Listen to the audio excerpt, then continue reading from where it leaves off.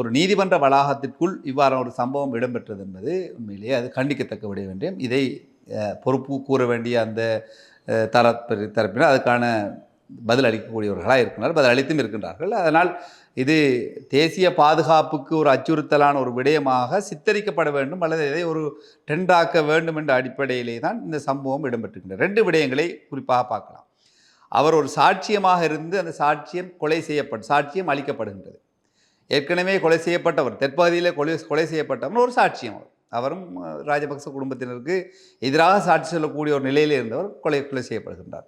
அதே போன்றுதான் இவரும் இந்த கொலைகளிலே சம்பந்தப்பட்டவர்களை இவர்களுடைய ஏதாவது தொடர்பு இருக்குமா, அதன் மூலமாக இவருடைய சாட்சியங்கள் அளிக்கப்படுவதற்காக கொலை செய்யப்பட்டாரான ஒரு சந்தேகம் இந்த இடத்துல. அந்த அடிப்படையிலையும் நான் நினைக்கிறேன் புலனாய்வுத்துறையினரும் காவல்துறையினரும் அதுக்கான நடவடிக்கை எடுத்து அதற்கான விசாரணைகளை மேற்கொள்வார்கள்.